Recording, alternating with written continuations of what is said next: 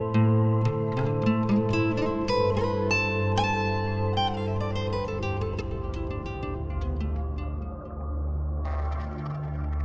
Bulgarie possède un énorme patrimoine historique et culturel. Ils sont peu nombreux les pays du monde qui ont hérité d'une pareille diversité et richesse historique et culturelle, témoignage d'une haute culture spirituelle.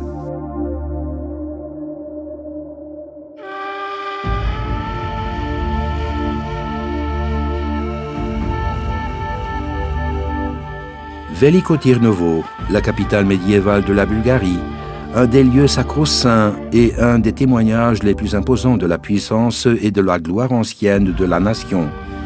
Les premières traces de vie humaine découvertes sur la colline de Trapezitsa remontent au 3e millénaire avant Jésus-Christ, alors que les vestiges de la colline de Tsarevets datent du XIIIe siècle avant Jésus-Christ.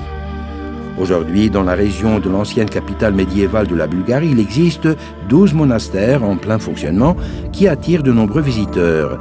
Les fresques des églises sont peintes avec beaucoup d'amour et de maîtrise, dignes de la fameuse école de peinture de Veliko Tirnovo qui fut fondée et si épanouie à cette époque.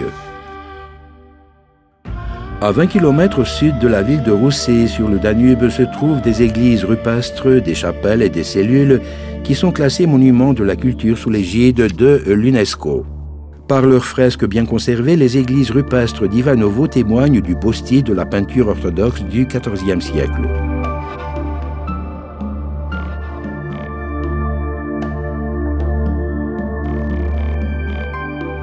La peinture a conservé l'esprit et le mysticisme propre à l'art chrétien oriental de la vie de Jésus-Christ et de son prédécesseur, Jean-Baptiste le Précurseur. Au cours de ce XIVe siècle bien lointain, des moines adeptes du hésychasme et des ascètes du Moyen-Âge y ont vécu.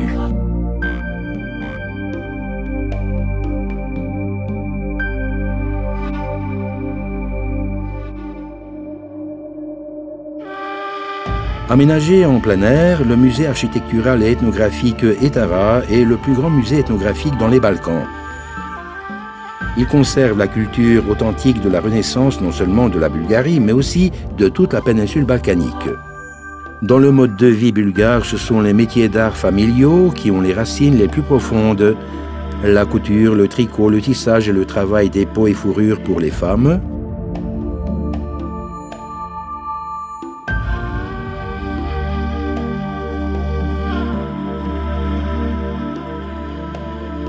Et pour les hommes, la poterie, la coutellerie, la confection de divers objets à usage ménager ou instruments de musique typiquement bulgares, comme par exemple le kaval, qui est une sorte de flûte en bois.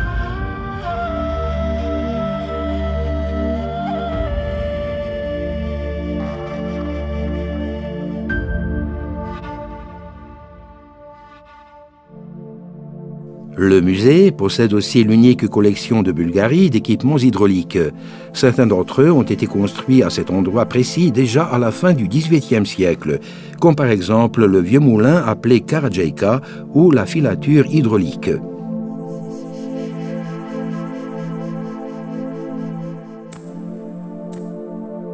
Magurata est une des plus grandes grottes bulgares. Sa longueur totale, avec ses embranchements, est d'environ 3000 mètres, dont 1400 mètres sont aménagés pour recevoir la visite de touristes. Ce qu'il y a de plus précieux dans cette grotte, ce sont les dessins rupestres qui sont environ 700 en nombre. Ce sont les seuls ouvrages de l'art primitif conservés jusqu'à nos jours dans les grottes de la péninsule balkanique. Il se rapporte à l'âge du bronze et remonte à plus de 3000 ans. À noter aussi la valeur particulière du calendrier solaire.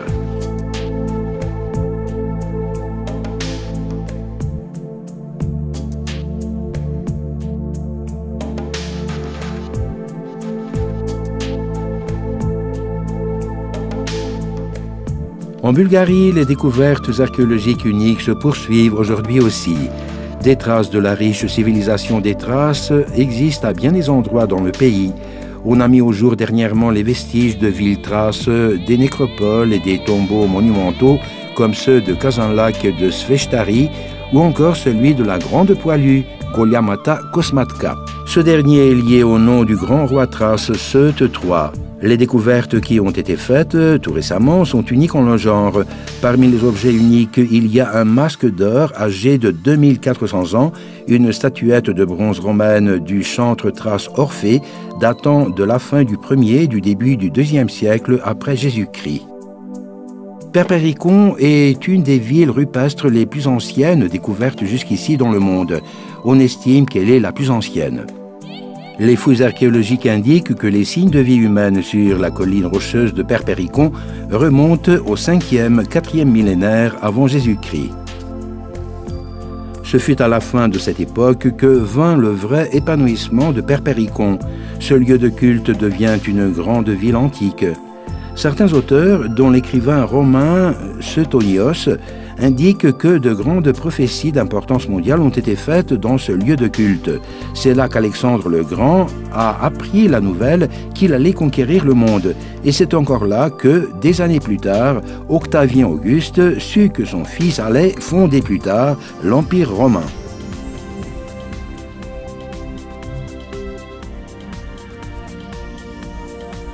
Le cavalier de Madara est le seul haut-relief rupestre d'Europe du Haut Moyen-Âge. C'est là que l'on trouve pour la première fois dans une source bulgare le mot « bulgare ». Plovdiv est la capitale culturelle de la Bulgarie, un des centres les plus anciens de la civilisation européenne, plus ancien que Rome et Athènes et ayant le même âge que Troie et Mycène.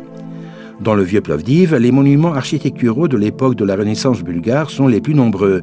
On peut y voir les demeures de familles dont les activités économiques et culturelles allaient loin au-delà des frontières de l'Empire ottoman. Bojanci est un des villages de Bulgarie conservés intacts depuis l'époque de la Renaissance bulgare. Les maisons qui y furent construites formèrent des hameaux dans le Balkan et chacun d'eux portait le nom de son premier habitant. La Saint-Jean est une fête qui marque le solstice d'été.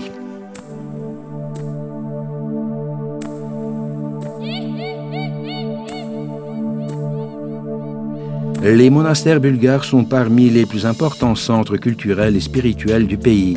Ils sont nombreux et chacun d'eux est chargé d'histoire, tels les monastères de Rila et de Bachkovo.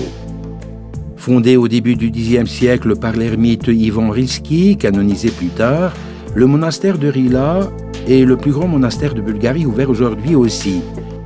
Il se trouve à 1400 mètres d'altitude, blotti dans les replis du grand massif du Rila. Le monastère de Rila est depuis sa fondation un centre littéraire et d'instruction.